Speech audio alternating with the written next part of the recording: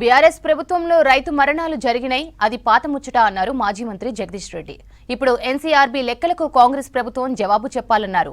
తమ హయాంలో జరిగింది జరిగిపోయిందని అన్నారు. రైతులకు రుణమాఫీ చేయాలని ప్రభుత్వాన్ని డిమాండ్ చేశారు జగదీష్ రెడ్డి. 2014 ముందు పూర్వస్థితి ఏదైతుందో మళ్ళీ అదే స్థితి ఇవాళ దాపురించింది.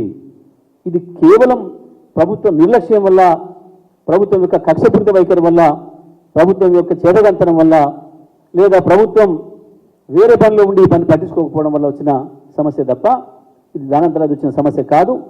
ఇది ప్రకృతి నుంచి వచ్చిన సమస్య కాదు. ఆ లెక్కలు చెప్పి అయిపోయింది. ఇప్పుడు ఈ 3 నెలల లెక్కలు ఏంటో చెప్పమన్నారు ఎన్సీఆర్బీ ప్రకారం. గది చెప్పరాదు, అది అయిపోయి అది వచ్చిపోయిన కథేనా అయిపోయి.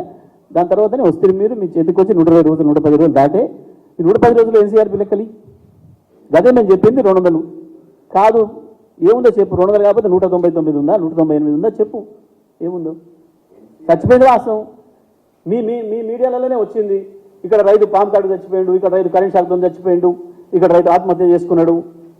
మీడియాలోనే వచ్చింది. నువ్వు కాదనంటే ఎట్లా? కాదంటే ఏందో చెప్పు. నువ్వు పాత పాట బంద్ పెట్టు, నీ పాట చెప్పు. నువ్వు వచ్చిన కానీ నీ కథ చెప్పు.